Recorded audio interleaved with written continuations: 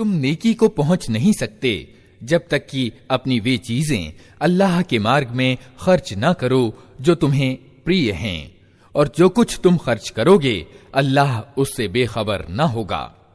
खाने की ये सारी चीजें जो मोहम्मद के धर्म विधान में हलाल हैं, इसराइलियों के लिए भी हलाल यानी वैध थीं। अलबत्ता कुछ चीजें ऐसी थीं जिन्हें तौरात के उतारे जाने से पहले इसराइल हजरत याकूब अलैहिस्सलाम ने स्वयं अपने लिए हराम यानी अवैध कर लिया था।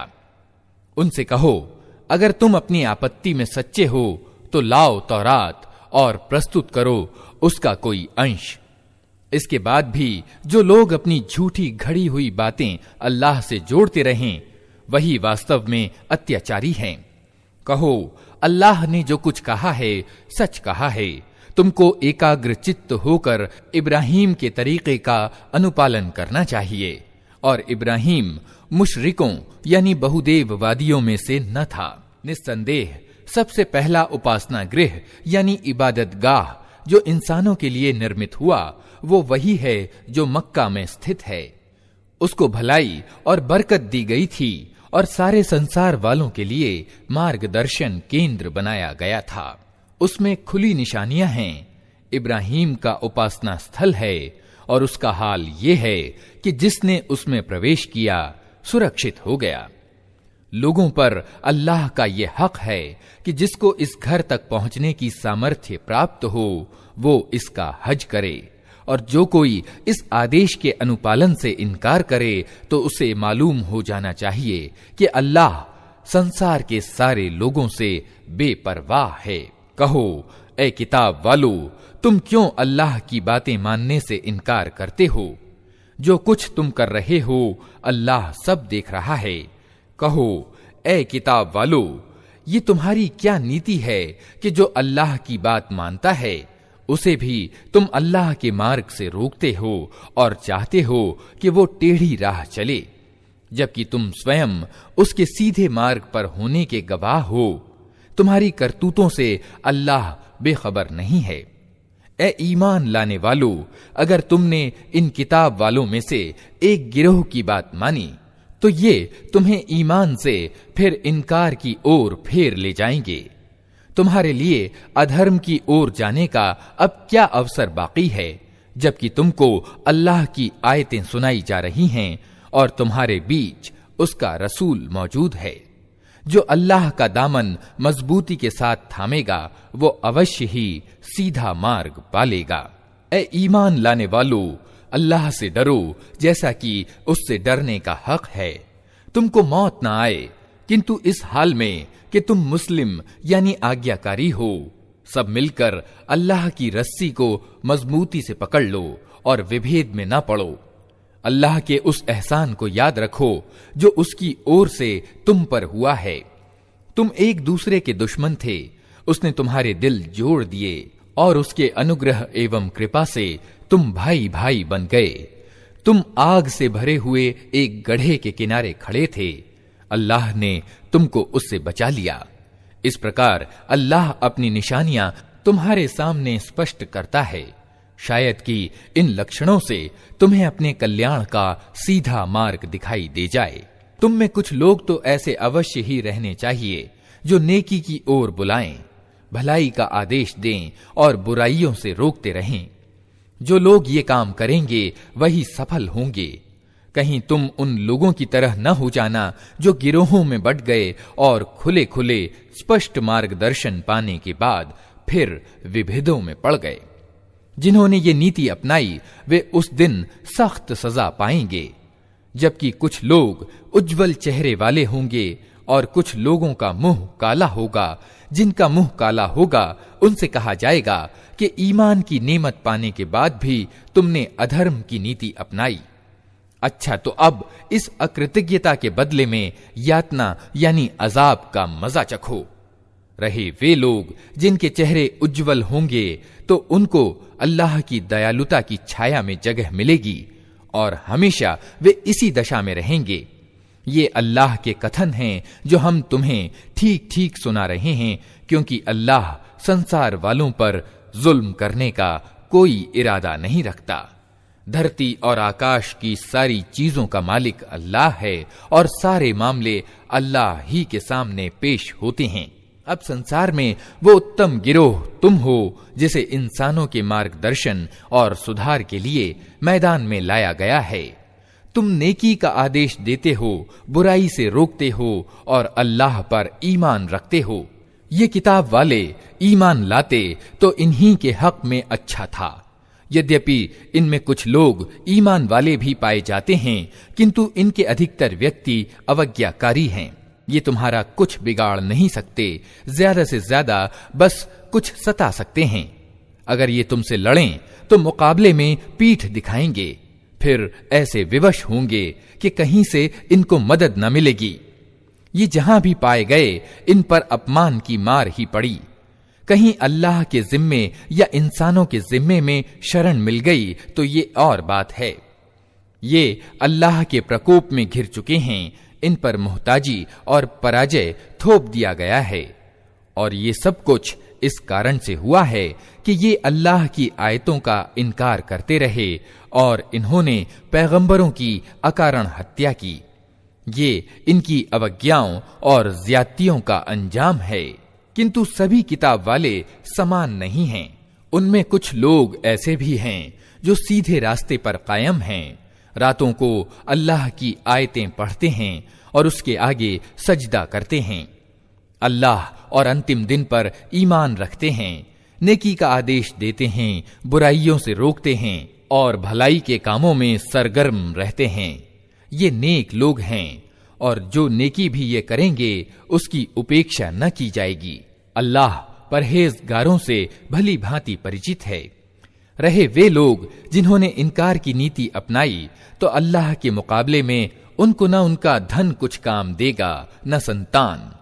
वे तो आग में जाने वाले लोग हैं और आग ही में हमेशा रहेंगे। जो कुछ वे अपने इस सांसारिक जीवन में खर्च करते रहे हैं उसकी मिसाल उस हवा जैसी है जिसमें पाला हो और वो उन लोगों की खेती पर चले जिन्होंने अपने ऊपर स्वयं अत्याचार किया है और उसे तबाह करके रख दे। अल्लाह ने उन पर अत्याचार नहीं किया, वास्तव में ये स्वयं अपने ऊपर अत्याचार कर रहे हैं। ऐ लोगों जो ईमान लाए हो, अपने दल के लोगों के सिवा दूसरों को अपना भेदी न बनाओ। वे तुम्हारी खराबी के किसी अवसर से लाभ उठाने से नहीं चूकते। तुम्हें जिस चीज से हानि पहुंचे वही उनको प्रिय है। उनके मन का द्वेष उनके मुंह से निकला पड़ता है और जो कुछ वे अपने सीनों में छिपाए हुए हैं वो इससे बढ़कर है। हमने तुम्हें साफ साफ हिदायतें दे दी हैं।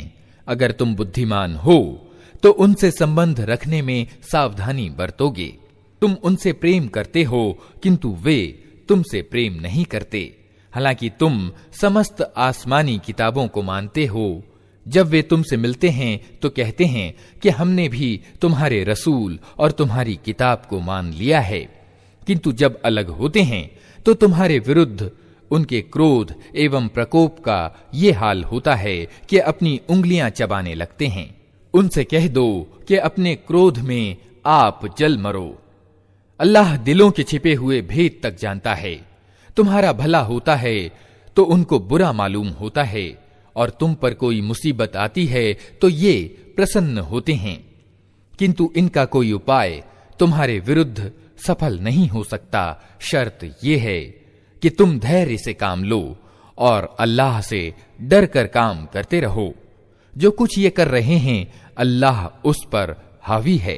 ऐ पैगंबर, मुसलमानों के सामने उस अवसर की चर्चा करो जब तुम सुबह सवेरे अपने घर से निकले थे और उहूद के मैदान में मुसलमानों को जंग के लिए जगह जगह नियुक्त कर रहे थे।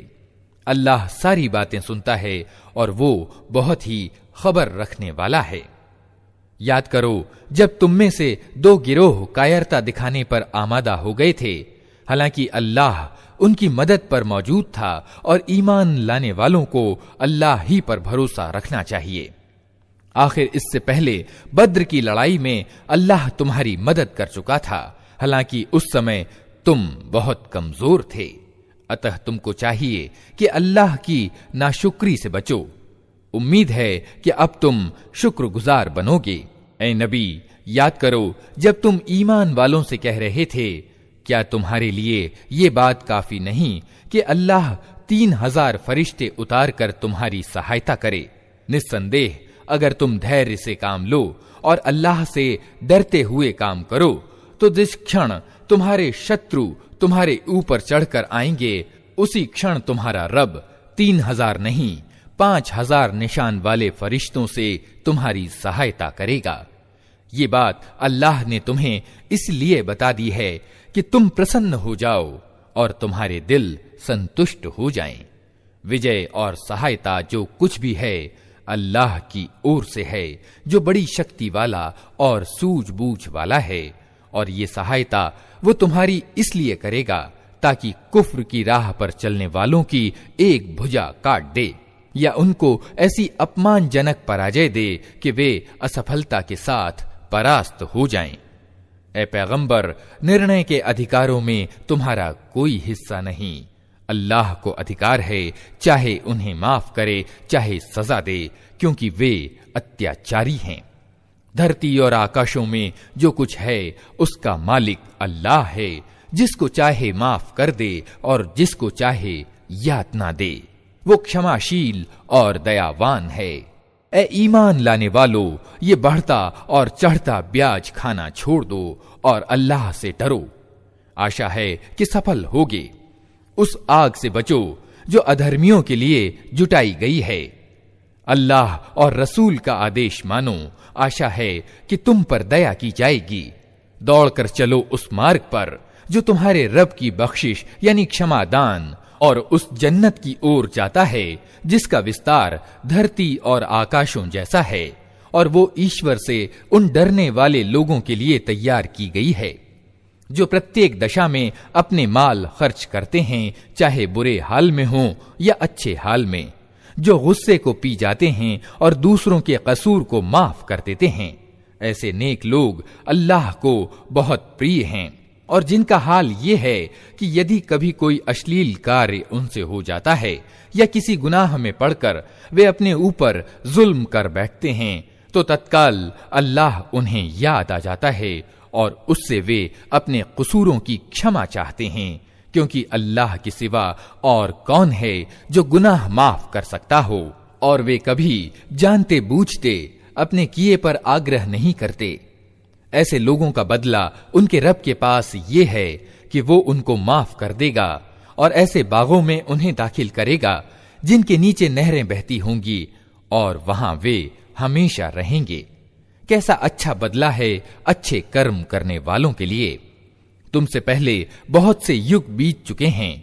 धरती में चल फिर कर देख लो कि उन लोगों का क्या अंजाम हुआ जिन्होंने अल्लाह के आदेशों को झुठलाया। ये लोगों के लिए एक स्पष्ट और खुली चेतावनी है, और जो अल्लाह से डरते हों उनके लिए मार्गदर्शन और उपदेश। हताश न हो, दुखी न हो, तुम ही छा कर रहोगे अगर तुम ईमान वाले हो। इस समय अगर तुम्हें चोट लगी है तो इससे पहले ऐसी ही चोट तुम्हारे विरोधी वर्ग को भी लग चुकी है। ये तो समय के उतार चढ़ाव हैं जिन्हें हम लोगों के बीच गर्दिश देते रहते हैं। तुम पर यह समय इसलिए लाया गया कि अल्लाह देखना चाहता था कि तुम में सच्चे ईमान वाले कौन हैं, और उन लोगों को छांट लेना चाहता था जो वास्तव में सच्चाई के गवाह हों, क्योंकि अत्याचारी अल्लाह को प्रिय नहीं, और वो इस परीक्षा के द्वारा ईमान वालों को अलग छांटकर इनकार करने वालों का दमन कर देना चाहता था। क्या तुमने ये समझ रखा है कि यूं जन्नत में चले जाओगे, हालांकि अभी अल्लाह ने ये तो देखा ही नहीं कि तुम में कौन वे लोग हैं जो उसके मार्ग में जाने लड़ाने वाले और उसके लिए धैर्य से काम लेने वाले हैं। तुम तो मौत की तमन्नाएं कर रहे थे, मगर ये उस समय की बात थी जब मौत सामने न आई थी। लो, अब वो तुम्हारे सामने आ गई और तुमने उसे आंखों से देख लिया। मोहम्मद इसके सिवा कुछ नहीं कि बस एक रसूल हैं। उनसे पहले और रसूल भी गुजर चुके हैं। फिर क्या अगर उनकी मृत्यु हो जाए या उनकी हत्या कर दी जाए तो तुम लोग उल्टे पांव फिर जाओगे? याद रखो, जो उल्टा फिरेगा वो अल्लाह का कुछ नुकसान न करेगा। अलबत्ता जो अल्लाह के शुक्रगुजार बंदे बनकर रहेंगे उन्हें वो इसकी मजदूरी देगा। कोई प्राणी अल्लाह की अनुमति के बिना नहीं मर सकता। मौत का समय तो लिखा हुआ है। जो व्यक्ति दुनिया में बदला पाने के इरादे से कार्य करेगा उसको हम दुनिया ही में से देंगे, और जो आखिरत के बदले के इरादे से कार्य करेगा वो आखिरत का बदला पाएगा, और शुक्र करने वालों को हम उनका बदला अवश्य प्रदान करेंगे। इससे पहले कितने ही नबी ऐसे हुए हैं जिनके साथ मिलकर बहुत से खुदा परस्तों ने युद्ध किया। अल्लाह के मार्ग में जो मुसीबतें उन पर पड़ीं उनसे वे हताश नहीं हुए, उन्होंने कमजोरी नहीं दिखाई, वे असत्य के आगे नतमस्तक नहीं हुए। ऐसे ही धैर्यवानों को अल्लाह पसंद करता है। उनकी प्रार्थना बस ये थी कि ऐ हमारे रब, हमारी गलतियों और कोताहियों को क्षमा कर, हमारे कार्य में तेरी सीमाओं से जो ज्यादती हो गई हो उसे क्षमा कर दे, हमारे कदम जमा दे और अधर्मियों के मुकाबले में हमारी सहायता कर। आखिरकार अल्लाह ने उनको इस दुनिया का बदला भी दिया और इससे उत्तम आखिरत का बदला भी प्रदान किया। अल्लाह को ऐसे ही सत्कर्मी पसंद हैं। ऐ लोगों जो ईमान लाए हो, अगर तुम उन लोगों के इशारों पर चलोगे जिन्होंने कुफ्र यानी इनकार का मार्ग अपनाया है तो वे तुमको उल्टा फेर ले जाएंगे और तुम असफल हो जाओगे।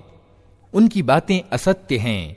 वास्तविकता ये है कि अल्लाह तुम्हारा समर्थक और सहायक है और वो सबसे अच्छा सहायक है। जल्द ही वो समय आने वाला है जब हम सत्य का इनकार करने वालों के दिलों में धाक बिठा देंगे, इसलिए कि उन्होंने अल्लाह के साथ उनको खुदाई में साझी ठहराया है, जिनके साझी होने पर अल्लाह ने कोई सनद यानी प्रमाण नहीं उतारी।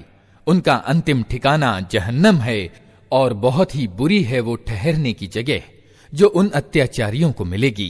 अल्लाह ने समर्थन और सहायता का जो वादा तुमसे किया था वो तो उसने पूरा कर दिया। आरंभ में उसकी अनुमति से तुम ही उनको कत्ल कर रहे थे, किंतु जब तुमने कमजोरी दिखाई और अपने काम में परस्पर विभेद किया और जैसे ही वो चीज अल्लाह ने तुम्हें दिखाई जिसके मोह में तुम गिरफ्तार थे, अर्थात युद्ध क्षेत्र में प्राप्त शत्रु का माल, तुम अपने नायक के आदेश का उल्लंघन कर बैठे, इसलिए कि तुम में कुछ लोग दुनिया के इच्छुक थे और कुछ आखिरत की इच्छा रखते थे। तब अल्लाह ने तुम्हें अधर्मियों के मुकाबले में परास्त कर दिया ताकि तुम्हारी परीक्षा करे। और सत्य ये है कि अल्लाह ने फिर भी तुम्हें क्षमा ही कर दिया, क्योंकि ईमान वालों पर अल्लाह की बड़ी कृपा दृष्टि है। याद करो जब तुम भागे चले जा रहे थे, किसी की ओर पलट कर देखने तक का होश तुम्हें न था और रसूल तुम्हारे पीछे तुमको पुकार रहा था। उस समय तुम्हारी इस नीति का बदला अल्लाह ने तुम्हें ये दिया कि तुमको रंज पर रंज दिए, ताकि आगे के लिए तुम्हें ये शिक्षा मिले कि जो कुछ तुम्हारे हाथ से जाए या मुसीबत तुम पर उतरे उस पर शोकाकुल न हो। अल्लाह तुम्हारे सब कर्मों को जानता है। इस गम के बाद फिर अल्लाह ने तुम में से कुछ लोगों पर ऐसी इत्मीनान की सी हालत पैदा कर दी कि वे ऊँघने लगे, मगर एक दूसरा गिरोह जिसके लिए सारा महत्व बस अपने हित का था, अल्लाह के बारे में तरह तरह के अज्ञान पूर्ण गुमान करने लगा जो बिल्कुल सत्य के विपरीत थे। ये लोग अब कहते हैं कि इस काम के चलाने में हमारा भी कोई हिस्सा है। इनसे कहो किसी का कोई हिस्सा नहीं, इस काम के सारे अधिकार अल्लाह के हाथ में हैं। वास्तव में ये लोग अपने दिलों में जो बात छिपाए हुए हैं उसे तुम पर जाहिर नहीं करते। उनका असल मकसद ये है कि अगर नेतृत्व के अधिकार में हमारा कुछ हिस्सा होता तो यहां हम मारे न जाते। इनसे कह दो कि अगर तुम अपने घरों में भी होते तो जिन लोगों की मौत लिखी हुई थी वे खुद अपने मारे जाने की जगहों की ओर निकल आते। और ये मामला जो पेश आया ये तो इसलिए था कि जो कुछ तुम्हारे सीनों में छिपा हुआ है अल्लाह उसे जांच ले और जो खोट तुम्हारे दिलों में है उसे छांट दे। अल्लाह दिलों का हाल भली भांति जानता है। तुम में से जो लोग मुकाबले के दिन पीठ फेर गए थे, उनके इस फिसलने का कारण ये था कि उनकी कुछ कमजोरियों के कारण शैतान ने उनके कदम डगमगा दिए थे। अल्लाह ने उन्हें क्षमा कर दिया। अल्लाह बड़ा क्षमा करने वाला और सहनशील है। ऐ लोगो जो ईमान लाए हो, अधर्मियों की सी बातें ना करो। जिनके सगे संबंधी अगर कभी सफर पर जाते हैं या युद्ध में सम्मिलित होते हैं और वहां किसी घटना में घिर जाते हैं तो वे कहते हैं कि यदि वे हमारे पास होते तो न मारे जाते और न कत्ल होते। अल्लाह इस प्रकार की बातों को उनके दिलों में पछतावा और संताप का कारण बना देता है। अन्यथा वास्तव में मारने और जिलाने वाला तो अल्लाह ही है और तुम्हारे सभी कर्मों को वही देखता है। अगर तुम अल्लाह के मार्ग में मारे जाओ या मर जाओ तो अल्लाह की जो दयालुता और क्षमा दान तुम्हारे हिस्से में आएगा वो उन सारी चीजों से उत्तम है जिन्हें ये लोग इकट्ठा कर रहे हैं। और चाहे तुम मरो या मारे जाओ, प्रत्येक दशा में तुम सबको सिमट कर जाना अल्लाह ही की ओर है। ऐ पैगंबर, ये अल्लाह की बड़ी दयालुता है कि तुम इन लोगों के लिए बहुत नर्म स्वभाव के हो। अन्यथा यदि कहीं तुम क्रूर स्वभाव और कठोर हृदय के होते तो ये सब तुम्हारे आसपास से छंट जाते। इनके कसूर माफ कर दो, इनके लिए मग़फ़िरत की दुआ करो और धर्म के कार्य में इनको भी परामर्श में सम्मिलित रखो। फिर जब तुम्हारा संकल्प किसी सम्मति पर सुदृढ़ हो जाए तो अल्लाह पर भरोसा करो। अल्लाह को वे लोग प्रिय हैं जो उसी के भरोसे पर काम करते हैं। अल्लाह तुम्हारी सहायता पर हो तो कोई शक्ति तुम पर प्रभावी होने वाली नहीं, और वो तुम्हें छोड़ दे तो इसके बाद कौन है जो तुम्हारी मदद कर सकता हो। अतः जो सच्चे ईमान वाले हैं उनको अल्लाह ही पर भरोसा रखना चाहिए। किसी नबी का ये काम नहीं हो सकता कि वो खयानत कर जाए, और जो कोई खयानत करे वो अपनी खयानत सहित क़यामत के दिन हाजिर हो जाएगा। फिर प्रत्येक जीव को उसकी कमाई का पूरा पूरा बदला मिल जाएगा और किसी पर कुछ जुल्म न होगा। भला ये कैसे हो सकता है कि जो व्यक्ति हमेशा अल्लाह की इच्छा पर चलने वाला हो वो उस व्यक्ति के जैसा काम करे जो अल्लाह के प्रकोप में घिर गया हो और जिसका अंतिम ठिकाना जहन्नम हो, जो बहुत ही बुरा ठिकाना है। अल्लाह के निकट दोनों प्रकार के आदमियों में बहुत दर्जों का अंतर है और अल्लाह सबके कर्मों पर नजर रखता है। वास्तव में ईमान वालों पर तो अल्लाह ने ये बहुत बड़ा उपकार किया है कि उनके बीच खुद उन्हीं में से एक ऐसा पैगंबर उठाया जो उसकी आयतें उन्हें सुनाता है, उनके जीवन को संवारता है और उनको किताब और गहरी समझ की शिक्षा देता है। हालांकि इससे पहले यही लोग खुली गुमराहियों में पड़े हुए थे।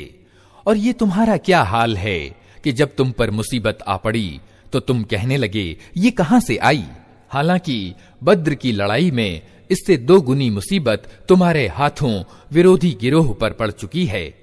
ए नबी, इनसे कहो ये मुसीबत तुम्हारी अपनी लाई हुई है। अल्लाह को हर चीज की सामर्थ्य प्राप्त है। जो हानि लड़ाई के दिन तुम्हें पहुंची वो अल्लाह की अनुमति से थी और इसलिए थी कि अल्लाह देख ले कि तुम में से ईमान वाले कौन हैं और मुनाफिक यानी कपटाचारी कौन। वे मुनाफिक कि जब उनसे कहा गया आओ अल्लाह के रास्ते में लड़ो या कम से कम अपने नगर की रक्षा ही करो, तो कहने लगे अगर हम जानते कि आज लड़ाई होगी तो हम अवश्य तुम्हारे साथ चलते। ये बात जब वे कह रहे थे उस समय वे ईमान की अपेक्षा अधर्म के अधिक निकट थे। वे अपने मुंह से वे बातें कहते हैं जो उनके दिलों में नहीं होती, और जो कुछ वे दिलों में छिपाते हैं अल्लाह उसे खूब जानता है। ये वही लोग हैं जो खुद तो बैठे रहे और उनके जो भाई बंधु लड़ने गए और मारे गए उनके बारे में उन्होंने कह दिया कि अगर वे हमारी बात मान लेते तो न मारे जाते। उनसे कहो कि अगर तुम अपने इस कथन में सच्चे हो तो स्वयं तुम्हारी मौत जब आए उसे टाल कर दिखा देना। जो लोग अल्लाह के मार्ग में मारे गए हैं उन्हें मुर्दा न समझो, वे तो वास्तव में जीवित हैं, अपने रब के पास रोजी पा रहे हैं। जो कुछ अल्लाह ने अपनी उदार कृपा से उन्हें दिया है उस पर प्रसन्न और आनंदित हैं और संतुष्ट हैं कि जो ईमान वाले उनके पीछे संसार में रह गए हैं और अभी वहां नहीं पहुंचे हैं, उनके लिए भी किसी डर और रंज का अवसर नहीं है। वे अल्लाह के इनाम और उसकी उदार कृपा पर आनंदित और प्रसन्न हैं और उनको मालूम हो चुका है कि अल्लाह ईमान वालों का बदला नष्ट नहीं करता। ऐसे ईमान वालों के बदले को जिन्होंने जख्म खाने के बाद भी अल्लाह और रसूल की पुकार को स्वीकार किया, उनमें जो लोग नेक और परहेजगार हैं उनके लिए बड़ा बदला है। जिनसे लोगों ने कहा कि तुम्हारे विरुद्ध बड़ी सेनाएं एकत्र हुई हैं, उनसे डरो, तो ये सुनकर उनका ईमान और बढ़ गया और उन्होंने उत्तर दिया कि हमारे लिए अल्लाह काफी है और वही सबसे अच्छा कार्य साधक है। आखिरकार वे अल्लाह की नेमत और उदार कृपा के साथ पलट आए, उनको किसी प्रकार की तकलीफ भी न पहुंची और अल्लाह की इच्छा पर चलने का श्रेय भी उन्हें प्राप्त हो गया। अल्लाह बड़ा अनुग्रह करने वाला है। अब तुम्हें मालूम हो गया कि वो वास्तव में शैतान था जो अपने दोस्तों से अकारण डरा रहा था। अतः आगे तुम इंसानों से न डरना, मुझसे डरना अगर तुम वास्तव में ईमान वाले हो।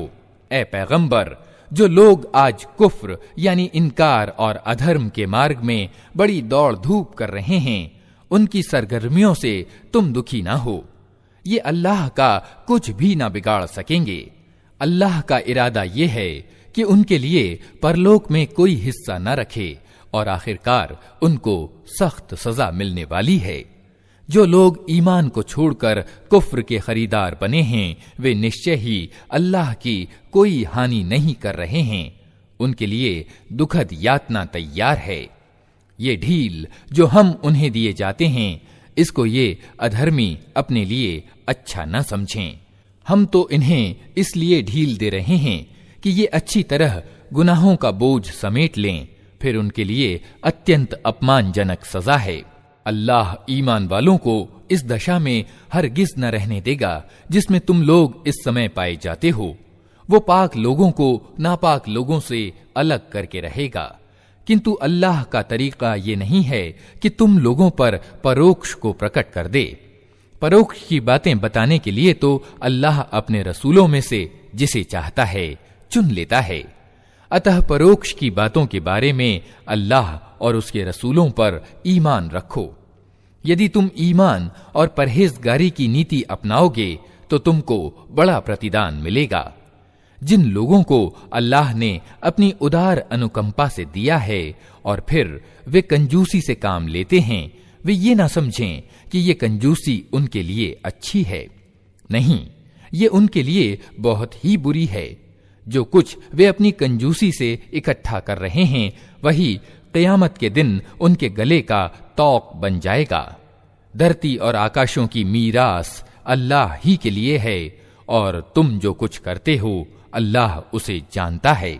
अल्लाह ने उन लोगों की बात सुनी जो कहते हैं कि अल्लाह निर्धन है और हम धनी हैं। उनकी ये बातें भी हम लिख लेंगे और इससे पहले जो वे पैगंबरों की अकारण हत्या करते रहे हैं, वो भी उनकी कर्म पत्री में अंकित है। जब फैसले का समय आएगा, उस समय हम उनसे कहेंगे कि लो, अब नरक यातना का मजा चखो। ये तुम्हारे अपने हाथों की कमाई है। अल्लाह अपने बंदों के लिए जालिम नहीं है। जो लोग कहते हैं अल्लाह ने हमको आदेश दे रखा है कि हम किसी को रसूल स्वीकार न करें जब तक वो हमारे सामने ऐसी कुर्बानी न करे जिसे परोक्ष से आकर आग खा ले, उनसे कहो, तुम्हारे पास मुझसे पहले बहुत से रसूल आ चुके हैं जो बहुत सी स्पष्ट निशानियां लाए थे और वो निशानी भी लाए थे जिसकी बात तुम करते हो। फिर यदि ईमान लाने के लिए ये शर्त रखने में तुम सच्चे हो तो उन रसूलों की तुमने हत्या क्यों की? अब ए नबी, अगर ये लोग तुम्हें झुठलाते हैं तो बहुत से रसूल तुमसे पहले झुठलाए जा चुके हैं, जो खुली खुली निशानियां और सहीफे और प्रकाशदायक किताबें लाए थे। आखिरकार प्रत्येक व्यक्ति को मरना है और तुम सब अपना पूरा पूरा बदला क़यामत के दिन पाने वाले हो। कामयाब वास्तव में वो है जो वहां जहन्नम की आग से बच जाए और जन्नत में पहुंचा दिया जाए। रहा ये संसार तो ये केवल एक बाह्य धोखे की चीज है। मुसलमानों, तुम धन और प्राण दोनों की परीक्षा में अवश्य ही डाले जाओगे और तुम किताब वालों और मुशरिकों यानी बहुदेववादियों से बहुत सी कष्टदायक बातें सुनोगे। अगर इन सब स्थितियों में तुम धैर्य और धर्म परायणता की नीति पर जमे रहो तो ये बड़े साहस का काम है। इन किताब वालों को वो वचन भी याद दिलाओ जो अल्लाह ने उनसे लिया था कि तुम्हें किताब की शिक्षाओं को लोगों में फैलाना होगा, उन्हें गुप्त रखना नहीं होगा। किंतु उन्होंने किताब को पीठ पीछे डाल दिया और थोड़े मूल्य पर उसे बेच डाला। कितना बुरा कारोबार है जो ये कर रहे हैं। तुम उन लोगों को यातना से सुरक्षित न समझो जो अपनी करतूतों पर खुश हैं और चाहते हैं कि ऐसे कामों की सराहना उन्हें प्राप्त हो जो वास्तव में उन्होंने नहीं किए हैं। निश्चय ही उनके लिए दर्दनाक सजा तैयार है। धरती और आकाश का मालिक अल्लाह है और उसकी कुदरत सब पर हावी है। धरती और आकाशों की रचना में और रात और दिन के बारी बारी से आने में उन बुद्धिमानों के लिए बहुत निशानियां हैं जो उठते बैठते और लेटते हर हाल में अल्लाह को याद करते हैं और आकाश और धरती की संरचना में सोच विचार करते हैं। वे बेख्तियार बोल उठते हैं, हमारे रब, ये सब कुछ तूने व्यर्थ और बेमकसद नहीं बनाया है। तू पाक है इससे कि निरर्थक कार्य करे। अतः ए रब, हमें नरक की यातना से बचा ले। तूने जिसे नरक में डाला उसे वास्तव में बड़ी अपमान दशा और दुर्गति में डाल दिया और फिर ऐसे जालिमों का कोई सहायक न होगा। हमारे मालिक, हमने एक पुकारने वाले को सुना जो ईमान की ओर बुलाता था और कहता था कि अपने रब को मानो। हमने उसका आमंत्रण स्वीकार कर लिया। अतः ए हमारे मालिक, जो अपराध हमसे हुए हैं उनको क्षमा कर दे, जो बुराइयां हम में हैं उन्हें दूर कर दे और हमारा अंत नेक लोगों के साथ कर। हमारे रब, जो वादे तूने अपने रसूलों के माध्यम से किए हैं उनको हमारे साथ पूरा कर और क़यामत के दिन हमें रुसवाई में न डाल। बेशक तू अपने वादे के खिलाफ करने वाला नहीं है। जवाब में उनके रब ने कहा, मैं तुम में से किसी का कर्म अकारथ करने वाला नहीं हूं, चाहे मर्द हो या औरत। तुम सब एक दूसरे के सहजाती हो। अतः जिन लोगों ने मेरे लिए अपने वतन छोड़े और मेरे रास्ते में अपने घरों से निकाले गए और सताए गए और मेरे लिए लड़े और मारे गए, उन सब के गुनाह मैं माफ कर दूंगा और उन्हें ऐसे बागों में प्रवेश करूंगा जिनके नीचे नहरें बहती होंगी। ये उनका बदला है अल्लाह के यहाँ और अच्छा बदला अल्लाह ही के पास है। ए नबी, संसार के देशों में अल्लाह के नाफरमान लोगों की चलत फिरत तुम्हें किसी धोखे में न डाले। ये केवल थोड़े दिनों के जीवन का थोड़ा सा आनंद है, फिर ये सब जहन्नम में जाएंगे जो बहुत ही बुरा ठिकाना है। इसके विपरीत जो लोग अपने रब से डरते हुए जिंदगी गुजारते हैं उनके लिए ऐसे बाग हैं जिनके नीचे नहरें बहती हैं। उन बागों में वे हमेशा रहेंगे। अल्लाह की ओर से आतिथ्य सामग्री है उनके लिए और जो कुछ अल्लाह के पास है नेक लोगों के लिए वही सबसे अच्छा है। किताब वालों में भी कुछ ऐसे लोग हैं जो अल्लाह को मानते हैं, इस किताब पर ईमान लाते हैं जो तुम्हारी ओर भेजी गई है और उस किताब पर भी ईमान लाते हैं जो इससे पहले खुद उनकी ओर भेजी गई थी। अल्लाह के आगे झुके हुए हैं और अल्लाह की आयतों को थोड़े से मूल्य पर बेच नहीं देते। उनका बदला उनके रब के पास है और अल्लाह हिसाब चुकाने में देर नहीं लगाता। ऐ लोगो जो ईमान लाए हो, धैर्य से काम लो, असत्यवादियों के मुकाबले में जमे रहो, सत्य की सेवा के लिए कमर कसे रहो और अल्लाह से डरते रहो। उम्मीद है कि कामयाबी पाओगे। अल्लाह के नाम से जो निहायत मेहरबान और रहम करने वाला है। लोगो अपने रब से डरो जिसने तुमको एक जान से पैदा किया और उसी जान से उसका जोड़ा बनाया और उन दोनों से बहुत मर्द और औरत दुनिया में फैला दिए। उस अल्लाह से डरो जिसका वास्ता देकर तुम एक दूसरे से अपने हक मांगते हो और नाते रिश्तों के संबंधों को बिगाड़ने से बचो। यकीन जानो कि अल्लाह तुम पर निगरानी कर रहा है। यतीमों के माल उनको वापस दो, अच्छे माल को बुरे माल से न बदल लो और उनके माल अपने माल के साथ मिलाकर न खा जाओ, ये बहुत बड़ा गुनाह है। और अगर तुमको अंदेशा हो कि यतीमों के साथ इंसाफ न कर सकोगे तो जो औरतें तुम्हें पसंद आएं उनमें से 2-2, 3-3, 4-4 से निकाह कर लो। लेकिन अगर तुम्हें अंदेशा हो कि उनके साथ इंसाफ न कर सकोगे तो फिर एक ही पत्नी रखो या उन औरतों को अपने दाम्पत्य जीवन में लाओ जो तुम्हारे कब्जे में आई हैं। बेइंसाफी से बचने के लिए ये ज्यादा अच्छा है।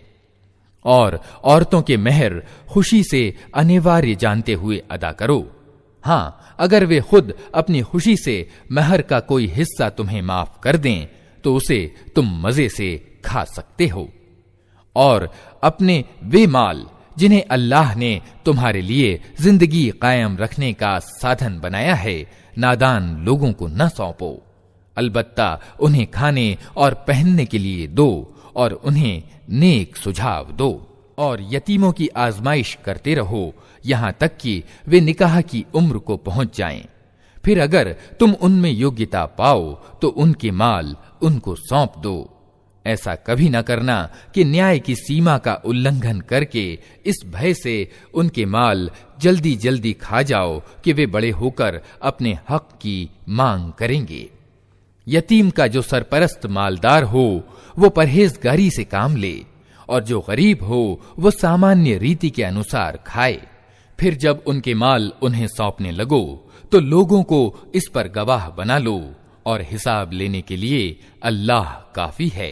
मर्दों के लिए उस माल में हिस्सा है जो माँ बाप और करीबी नातेदारों ने छोड़ा हो और औरतों के लिए भी उस माल में हिस्सा है जो माँ बाप और करीबी नातेदारों ने छोड़ा हो, चाहे थोड़ा हो या बहुत, और ये हिस्सा अल्लाह की ओर से निश्चित है।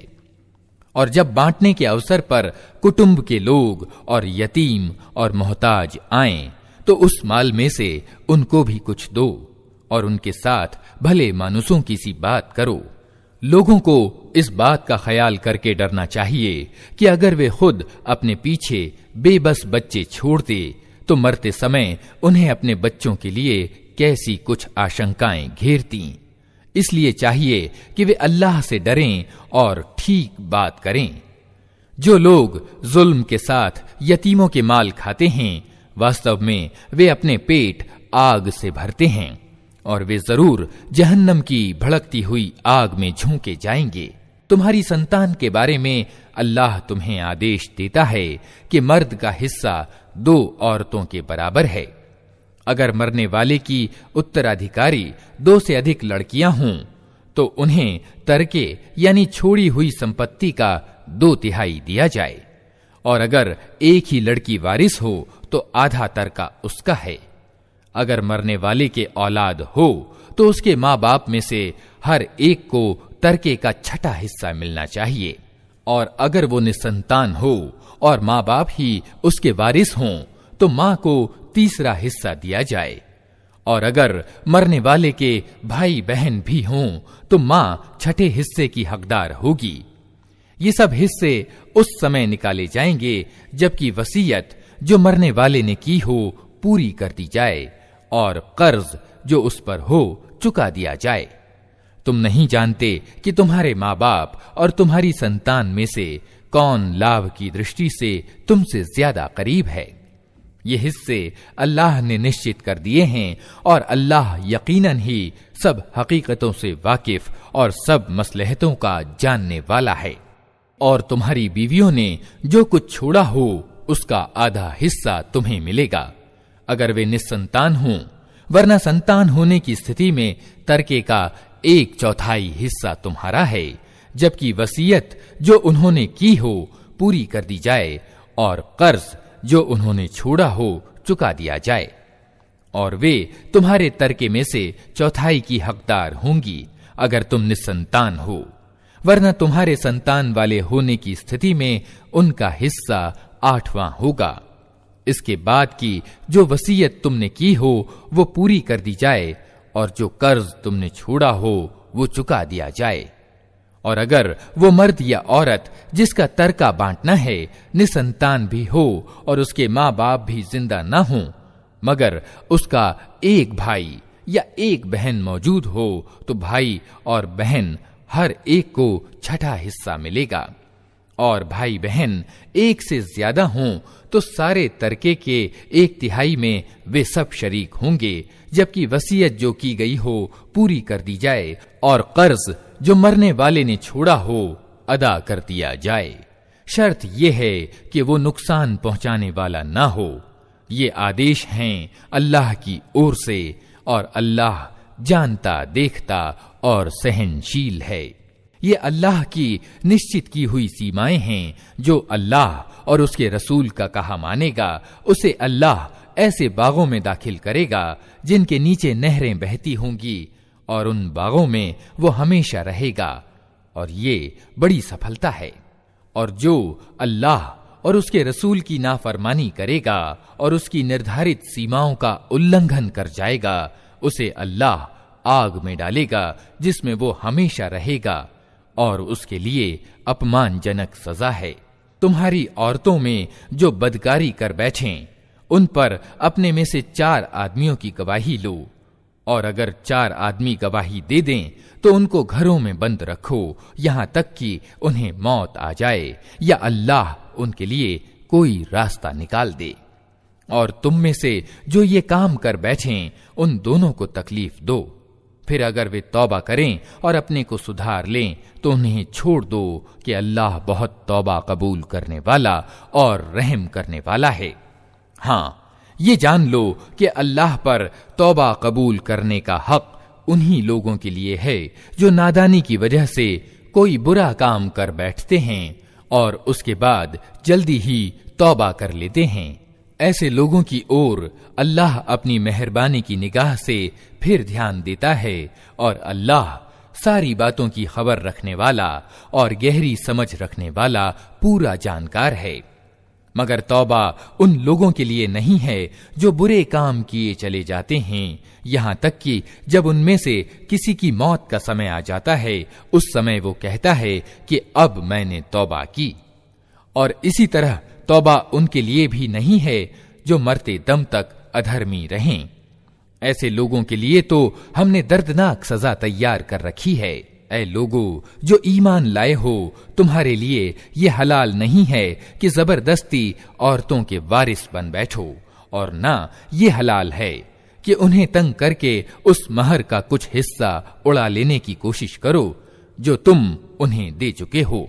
हाँ, अगर वे किसी खुली बदचलनी का काम कर बैठें तो जरूर तुम्हें तंग करने का अधिकार है। उनके साथ भले ढंग से रहो सहो। अगर वे तुम्हें पसंद ना हो तो हो सकता है कि एक चीज तुम्हें पसंद ना हो, मगर अल्लाह ने उसी में बहुत कुछ भलाई रख दी हो। और अगर तुम एक बीवी की जगह दूसरी बीवी ले आने की ठान ही लो तो चाहे तुमने उसे ढेर सारा माल ही क्यों न दिया हो, उसमें से कुछ वापस न लेना। क्या तुम उसे झूठा कलंक लगाकर और खुला जुल्म करके वापस लोगे? और आखिर तुम उसे किस तरह लोगे जबकि तुम एक दूसरे से आनंद ले चुके हो और वे तुमसे दृढ़ प्रतिज्ञा करा चुकी हैं। और जिन औरतों से तुम्हारे बाप निकाह कर चुके हों उनसे हरगिज निकाह न करो, मगर जो पहले हो चुका सो हो चुका। वास्तव में ये एक अश्लील कर्म है, अप्रिय है और बुरा चलन है। तुम्हारे लिए हराम की गई हैं तुम्हारी माएं, बेटियां, बहन, फूफियां, मौसियां, भतीजियां, भांजियां और तुम्हारी वे माएं जिन्होंने तुम्हें दूध पिलाया हो, और तुम्हारी दूध में सम्मिलित बहनें, और तुम्हारी बीवियों की माएं, और तुम्हारी बीवियों की लड़कियां जिनका तुम्हारी गोद में पालन पोषण हुआ है, उन बीवियों की लड़कियां जिनसे तुम्हारा सहवास हो चुका हो। वरना अगर सिर्फ विवाह हुआ हो और सहवास न हुआ हो तो उन्हें छोड़कर उनकी लड़कियों से निकाह कर लेने में तुम्हारी कोई पकड़ नहीं है। और तुम्हारे उन बेटों की बीवियां जो तुम्हारे वीर्य से हों, और ये भी तुम्हारे लिए हराम है कि एक साथ इकट्ठा 2 बहनों को निकाह में रखो, मगर जो पहले हो गया सो हो गया। अल्लाह बख्शने वाला और रहम करने वाला है।